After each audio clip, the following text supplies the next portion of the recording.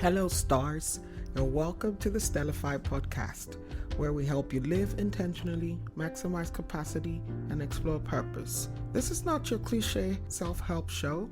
Here we preach what we practice that you can leverage in your own life.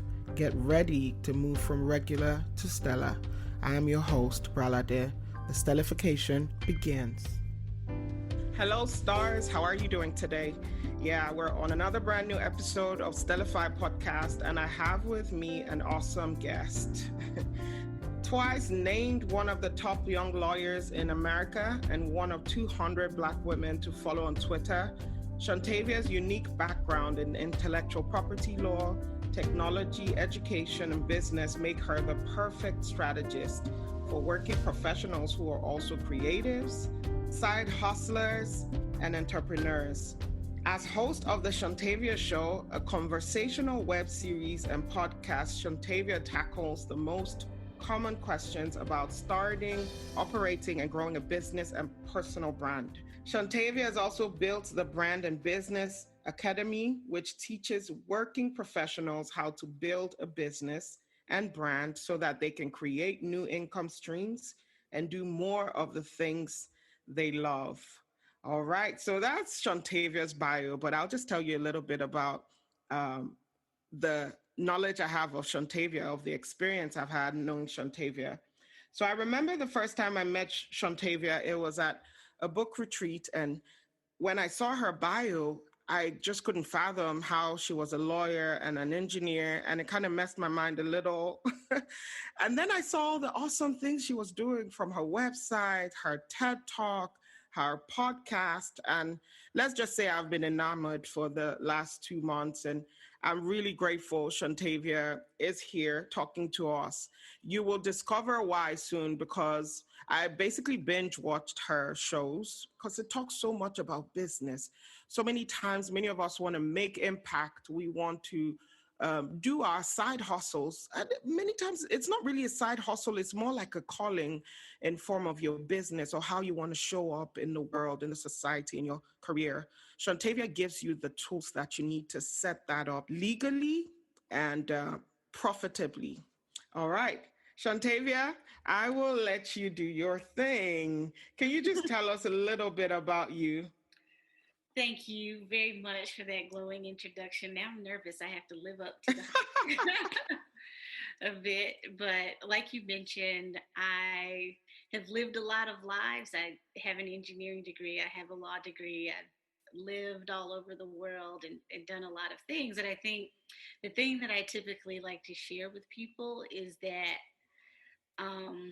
it's hard and I've made a lot of mistakes. And the thing in my life that I've really have leaned on is failing forward because Mm, I learn more from the failures than I do the successes many times. And this whole journey for me started in 2006, no, mm-hmm. 2007, really. I was working at a law firm and just absolutely hated it every day. And it was a great law firm. It was the largest law firm in the state that it was in. It was like the most prestigious firm in the state. And I was just miserable. I was making all this money, but I was so unhappy.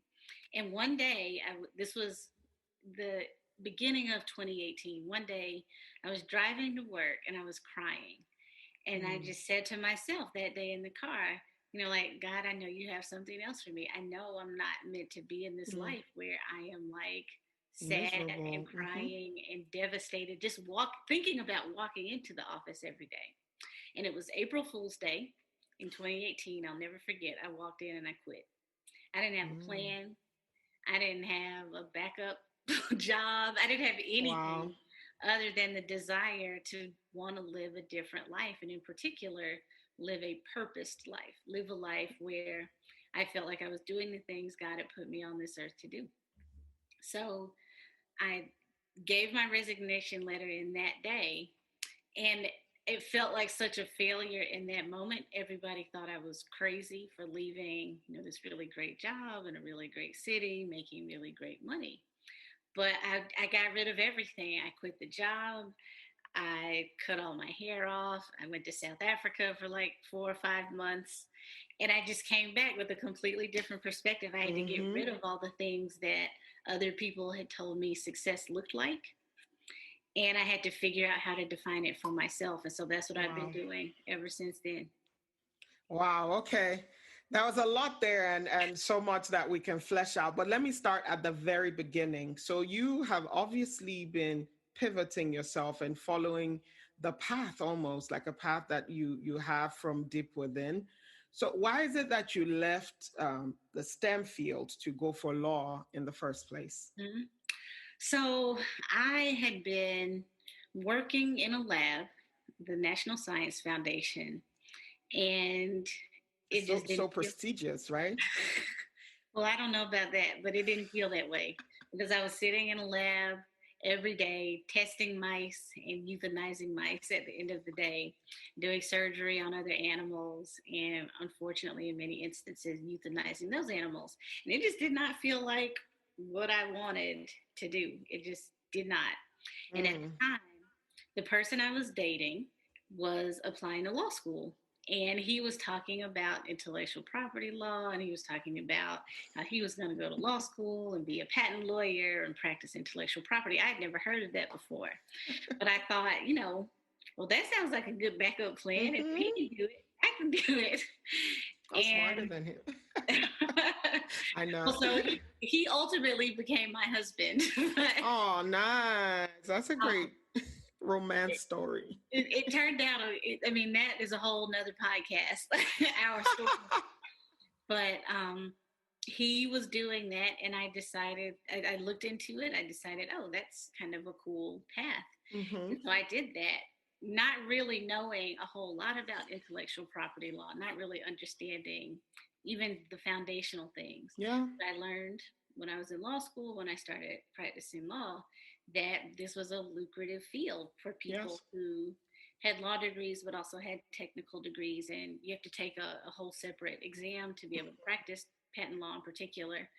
And I did those things.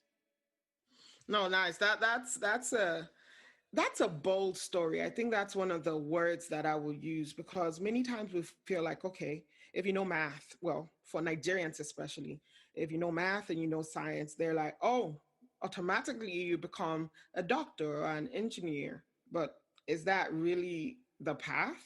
You know? So I'm Well, could glad I that say something to Mhm. that? What'd you say? So, well, could I say Oh something? yeah, yeah. Right. Go ahead.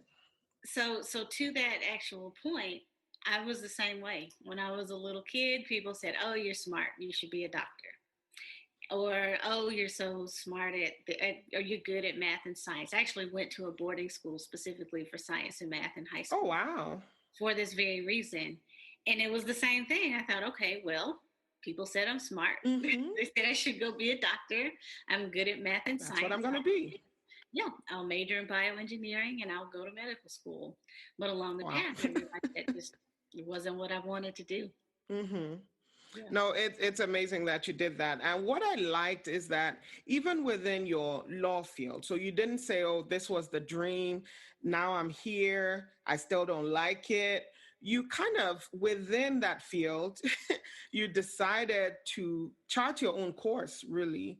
So, how do you advise people now to chart their course, make their niche even within their profession? If they don't like the typical path, how can they pivot like you have, still doing law, but in a different other way? Yeah, so one of the things I start with always with my clients, with the Brand and Business Academy, where I teach people how to start their brands and businesses, is that you have to start with your why. Like, Mm-hmm. why do you have this interest at all? Like, what are the things about your life that make you want to do whatever the things are? And so, like, for me, it's not about money by Mm-hmm. itself, it's not about accolades, it's not about any of those things. My why starts with I want to do the things God has put me on this earth to do. Mm-hmm.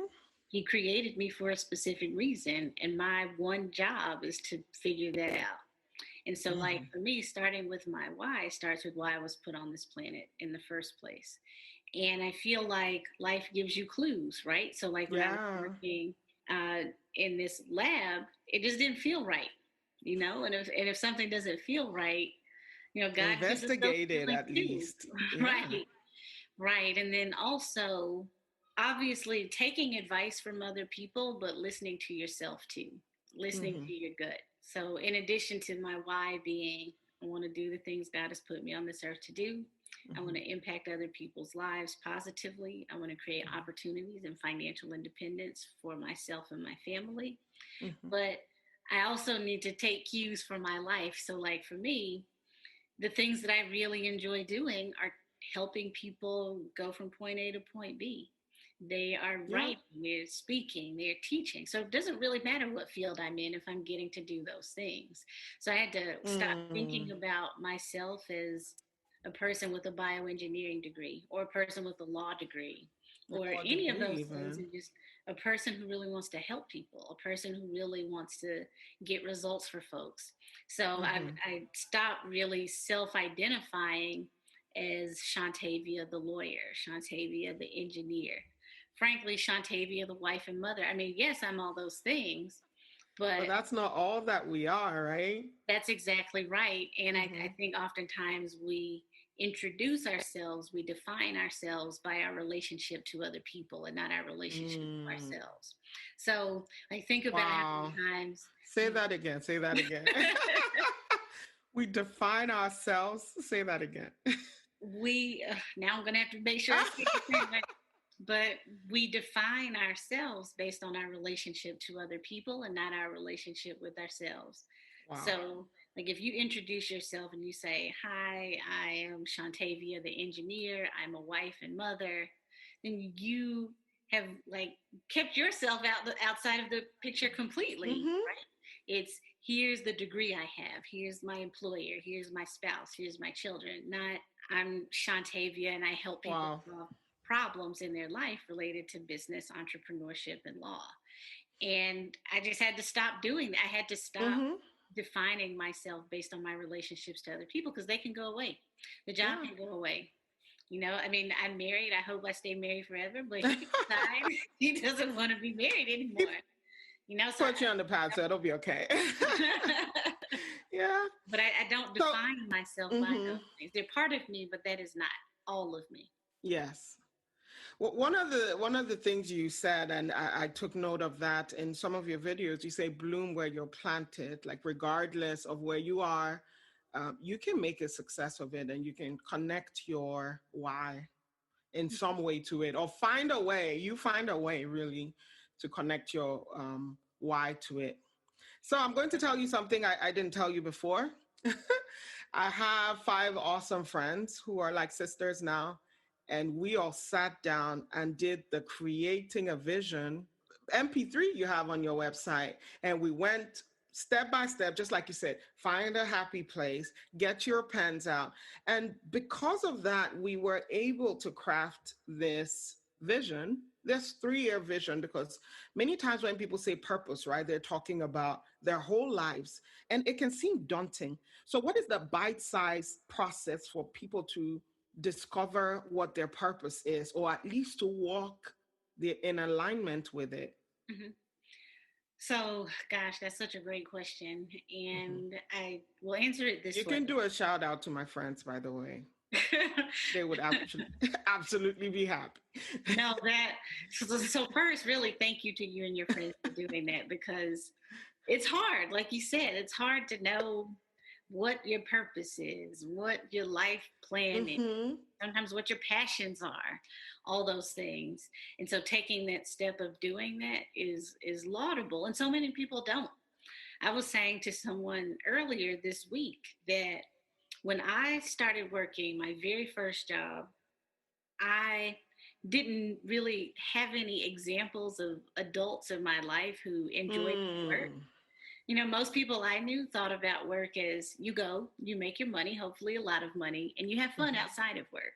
You don't take your career and your life and align those things. It's just Yeah. you go out and you find a job.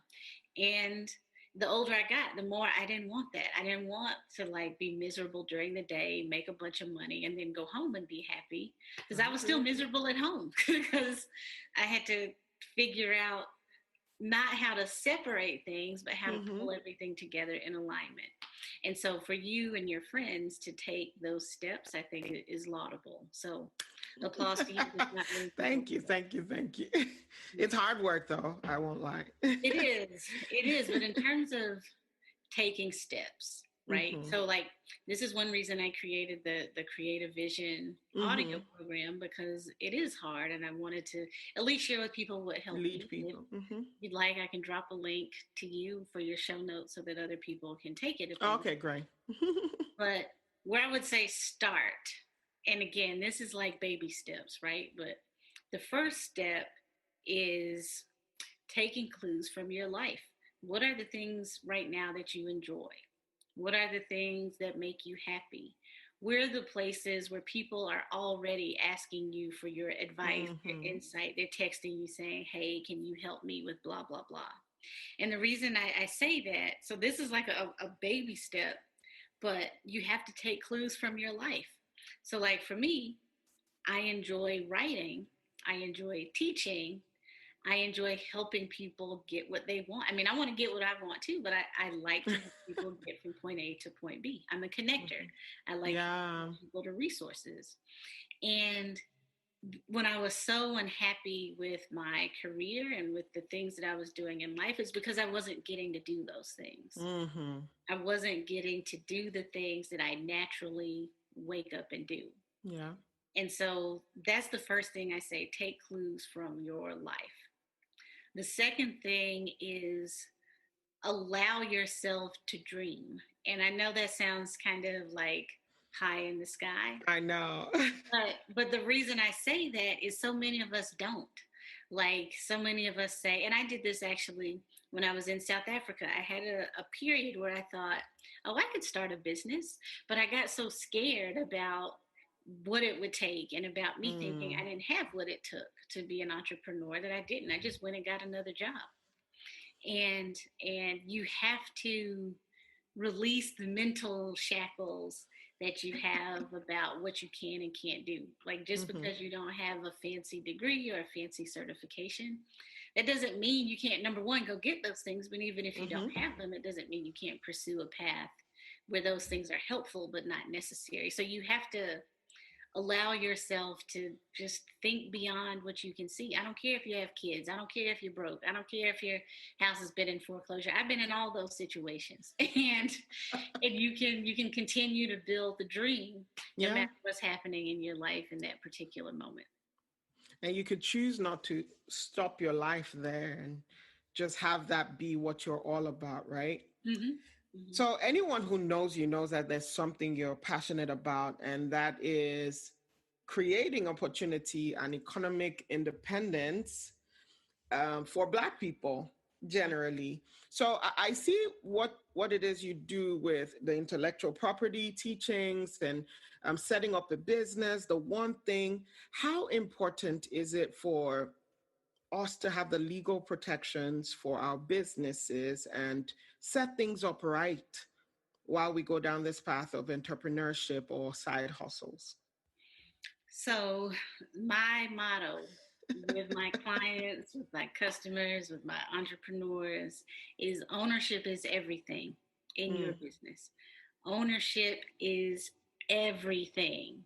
If you do not own your intellectual capital, then what you're doing is providing an opportunity for someone else to own your intellectual capital. And mm, these are the things that make you you.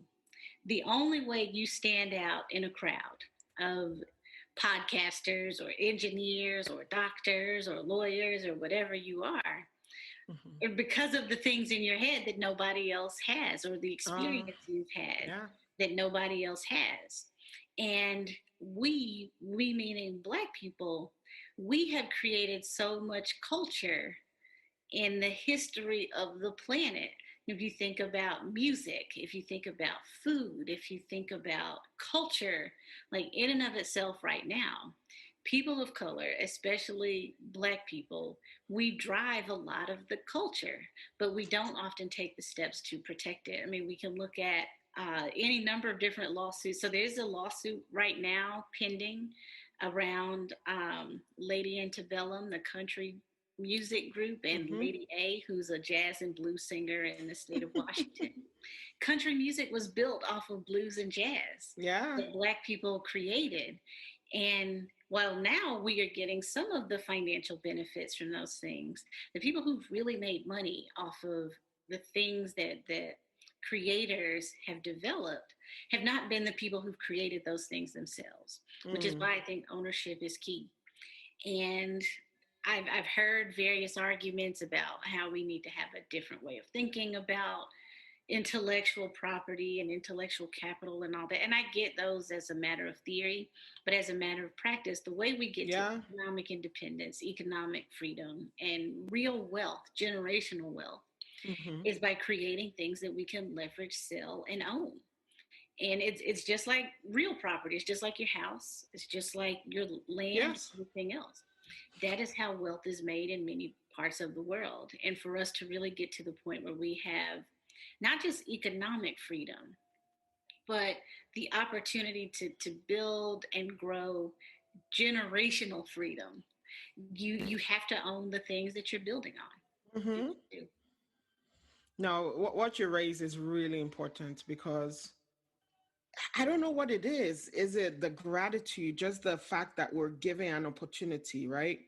We don't usually think about it like, should I demand for stuff? Should I ask for stuff? Especially when you're given an opportunity. So sometimes you kind of write your rights away or certain rights away. So I think that it's really important that you do the work that you're doing because we don't get to hear it often.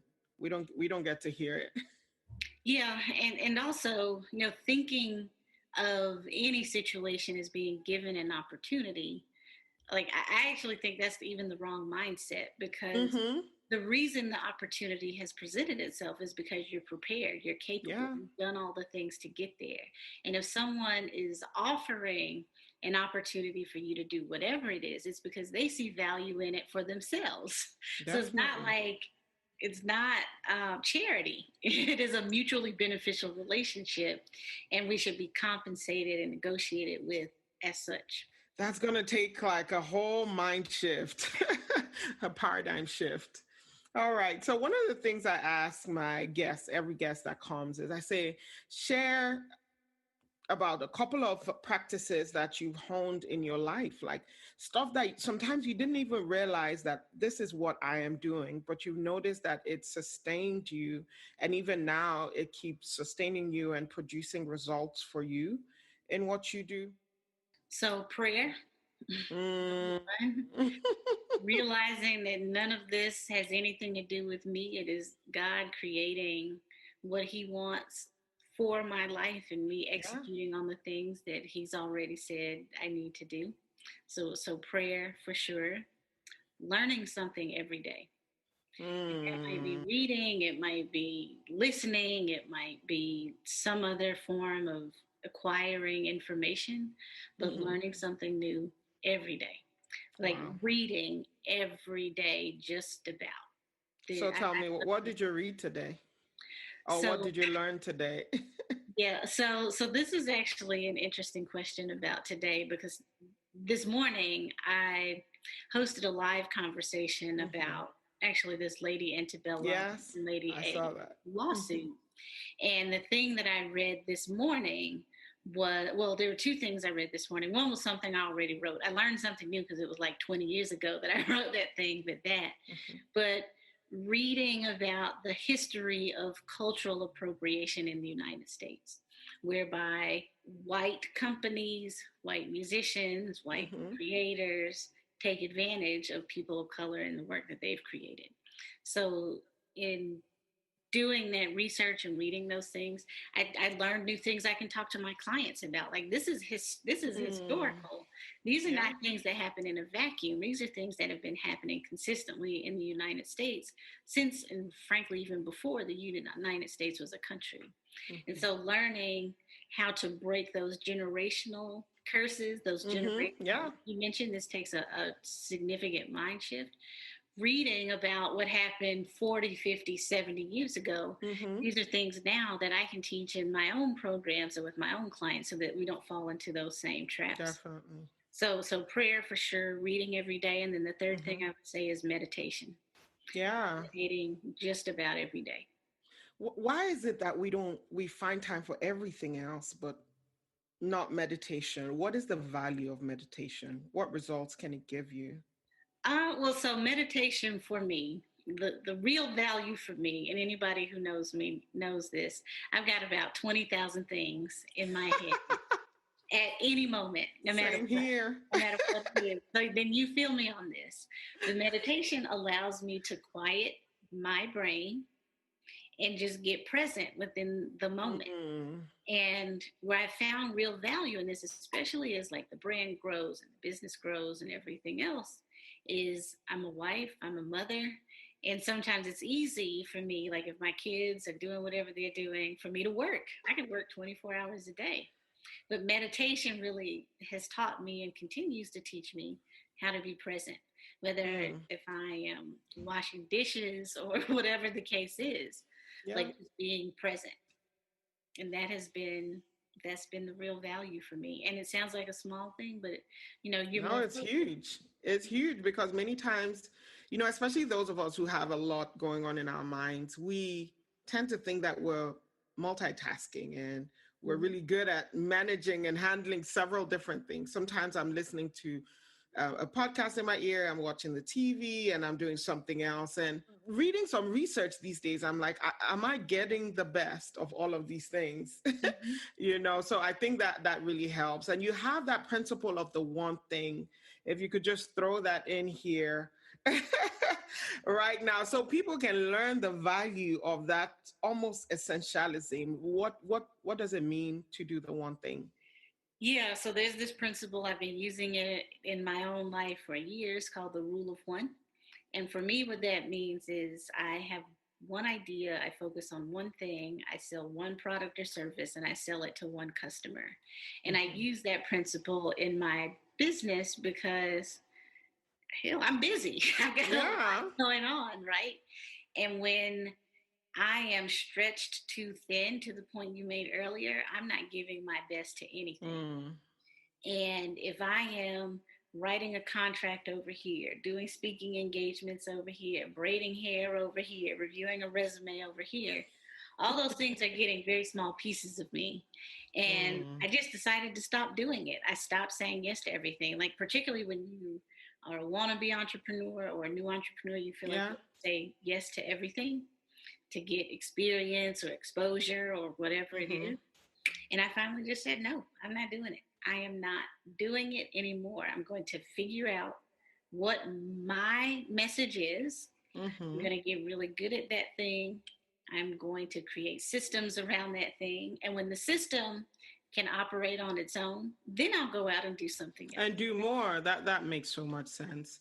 So you spoke about systems, and I know you're like the queen of content. And when I say that, I don't think people realize just how much. When people say content, many times they're thinking Instagram or Facebook. Just being present, how many selfies, Mm-hmm. and landscapes or vacations. But I think that intellect is becoming sexy. So thought leadership is almost like a thing now where it's appealing on several different platforms if you package it right. So I saw your interview with Miles Beckler and the way you guys broke content down. Can you let people know what the importance of content is, or generally what content is? What is that misnomer that doesn't let the engineer or the doctor, for example, know that they actually have content from Mm-hmm. the knowledge in their heads, and how can they package it to build their brands? Yeah, so content is any way you can share your message with other people. So, content is anything you create that can be received, perceived, received by Mm, somebody else. So, oftentimes we don't think of our knowledge, our skills, our expertise as the foundational requirements for content, but it is. Anything in your brain that you can share with somebody else could be turned into content. Now, as a practical matter, content looks a lot of different ways. We traditionally think of them pieces of content the way you just said, right? Like videos, pictures, that kind of thing. But I think of content more broadly. It is any way you can share your message. You could record a voice note on your phone and email it to people every day. That's content. Ah, If you want to mm, sit in front of your camera on your phone or your laptop and just talk into it and post that somewhere every day, that's content. If you're going to write blog posts, that's content. If you want to send people a text message every day, that's content. Any way you can share your message with other people so that it can be perceived, received in some way by other folks, that is content. And here's why it's important, particularly if you're looking to build a reputation, build a brand, or build a business. If nobody knows who you are right now, the only way they're going to get to know you is by the things you share with them. So mm. I remember a time a few years ago, not that long ago, the only people who cared about what I was saying was me and my mama. Like we were the only people who cared about anything Shontavia was talking about. So I had to make a Not decision. like mama is not important though. We love mama. Yeah, I love my mama. My mama's Yeah. not buying anything from me. My mama's not paying for anything. If she needs something, she just calls and says, she calls me something else. She calls me and says, hey, do this for me. And I do it. So Oh. she is not a customer. That's my mama. I love her. I'm going to do it. But she's my mama. She's not a Mm-hmm. customer. So I had to figure out, how am I going to tell people about the things I know? So for me, I felt like I was always a good writer. I started writing. And when I started writing publicly, and I started out like writing op-eds in my local newspaper. And I Mm-hmm. mean, it's a little embarrassing actually to go back and think about it, because one of my, Really? No, I'm not no, even there yet. no, I mean, but like what's embarrassing is not writing the op-ed in the local newspaper, but I was writing about silly things. I was writing about like these Facebook posts that people post on, like, were posting at the time on Facebook Mm-hmm. that I thought were stupid. So I wrote an op-ed in the newspaper about how these Facebook posts were stupid. Mm-hmm. And as I kept doing it and growing, I got better, number one, at writing. But people Mm. started to read what I was writing and thinking, oh, she's smart. Oh, she is helping me Yeah. get from point A to point B. Like I was saying, that's what I'm passionate about. One of the things I'm passionate about is helping people get results in their own life. And I started writing in a way that helped people do that. And still, I mean, I'm growing and working every day. But Mm-hmm. you just have to start where you are. And as I started writing, I started getting speaking engagements. And I still, to this day, get horrible stage fright, but I just get out there and do it anyway. Not you, Shontavia. That's me, most I definitely. know. Because people look and they say, oh, this person is like 100% confident. And they don't realize that you just have the determination to keep going, right? Yes, I mean, oh Mm-hmm. my gosh. So I have to tell this story. I don't know how many years ago. Maybe this was 4 years ago. I don't know how long ago. But when I wanted to start my business, I did start. I started doing things, and I had a mentor tell me, like I was saying to you before, I need to get my message out there more so people know who I am. Mm-hmm. And at the time, I had just had one of my children, and I said, I'll wait until I lose some weight. I'll wait until I lose my baby weight. Got pregnant again, gained some more baby weight, and I said again, I'll wait until I lose I some know more what you mean. weight. And like I went around about this many times. And finally I looked around and I had gained all this weight. I still hadn't started the business, and other people around me who I don't think were as smart as me, didn't have a respect message of me. They were We're like, still what are you going. doing? Yeah. Yeah. And I'm still sitting here worried about whether I'm too fat. And I finally said, screw it. I'm just gonna do it anyway Yeah. with fat. And last year, gosh, my dates are running together now. But last year, I had the opportunity, because I started doing it anyway. I had Mm-hmm. the opportunity to speak on a TED stage, a TEDx stage. Oh, wow. And it was the fattest I had ever been. And It was beautiful, though. well, thank you. Thank you. But imagine Like me, all these years saying, I'm not going to do it. I'm not going to do it because of something that didn't have anything to do with my Mm-hmm. mind or how to help people. And then, you get on a pretty big stage and it's because of the brain, not because of how you look. Yes. And so I got popular at the heaviest I'd ever been. I started losing Yes, you weight did. finally, but I But you got couldn't go popular back at on the the heaviest stage. I've ever been. Yeah, and I had to realize, okay, well, people want to work with you anyway, no matter Mm-hmm. what size you are.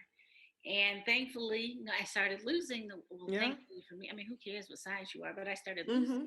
the weight, and things are still going fine. I But know. imagine if I had done it 6 years ago, 7 years ago, 10 years ago, whatever. Guys, And I'm going to attach that in the show notes as well so that you can listen as well. It's a great TED talk talking about memes. You wouldn't even realize how much goes into memes or the power they can have, or the type of income and content it is, intellectual property it is. I never thought about, since then I haven't thought about memes the same way. I'm like, wait, am I creating something fabulous? Should I trademark this? Mhm, So I was looking at all of that. But before you go, Shontavia, can you tell us what you're currently doing and how people can connect with you and just learn? I know so many people who, when they think about side hustles, they're thinking, oh, what should I go do? What's just something that will make me money? But their hearts aren't in it. And that's why they can't, stay on it. And thank you for doing the fabulous job of explaining your vision, doing what you love. But I just want you to leave our listeners with what you're doing right now and how they can connect with you. Yeah, so the way people can find me online is at shontavia.com. That's shontavia.com. So shontavia.com. If you want to follow me on social, you can follow me everywhere at Shontavia JESQ. So Shontavia JESQ. And if you want to work with me, I have a program right now. It's called the Brand and Business Academy. And essentially, I teach working professionals how to start and grow their brand and business in 5 weeks or less. And I do that so that people can work within their purpose, number one, create multiple revenue streams, number two. But number three, which is really the critical thing, is so that they can do more of the things they love. Like, Mm. I don't want to help people just create another job. Don't create another job that you don't care about. Create something that you love, something that you like, something that you will be motivated to do when you're dead tired, and create something that allows you to fulfill your purpose. And so that's what I do with clients through the Brand and Business Academy. You can find it at brandandbusinessacademy.com Mm-hmm. or at shontavia.com. Awesome, awesome.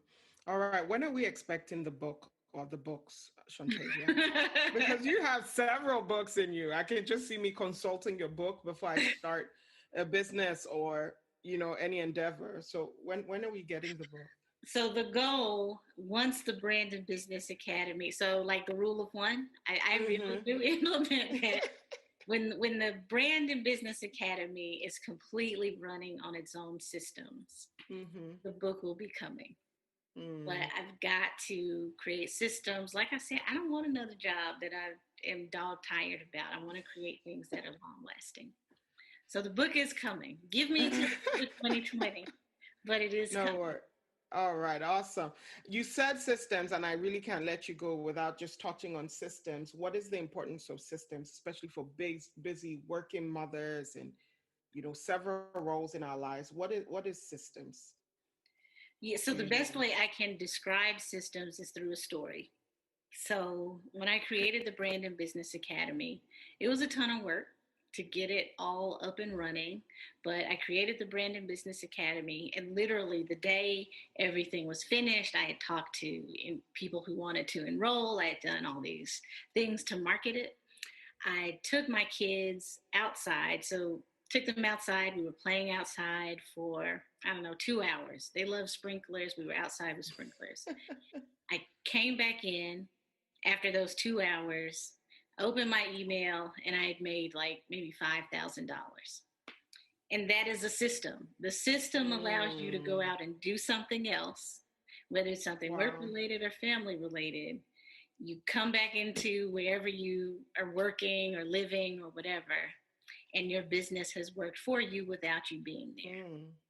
And so that is what a system is. A system allows you to create something once. So Rachel Rogers, who's an entrepreneur who I follow, who I subscribe to, who I give money to, says often work hard once. And that's what systems allow you to do. They allow you to work hard once so that you create this system that does all the work for you multiple times, so that you don't have to sit there and respond to every email, take every payment, type every credit card number in, record everything yourself. You don't send every email every time somebody, logs into your program or buys your program. The systems do those things for you. Wow. I'm so glad we asked that. That'll give us something to definitely go with and chew on. I will say that I've had an absolutely inspirational time talking with you, and not just inspiration, it's stuff that I can take and go do. I used to say actionable, but then I read that up and it has a legal connotation that's different than what people use it for. That's right. And I was bothered. So what does actionable mean? Well, so in legal terms, it means you have the ability to file a lawsuit. Exactly. In case you can't tell, I love words too. My dad's an English professor. All right. Thank you so much, Shontavia. It's been phenomenal talking with you. Stars, I will leave her details in the show notes, and be sure to connect with her every single day. Shontavia has content that will have you walking in your purpose and achieving your goals. Till next week, see you later. I trust you have been elevated and empowered with insights from today's episode. Thank you for subscribing and reviewing the Stellify podcast. Let's continue the conversation on Instagram and Facebook at Stellify with Bralade, or you could check me out at my website, www.bralade.com. Have a great week. The Stellification continues.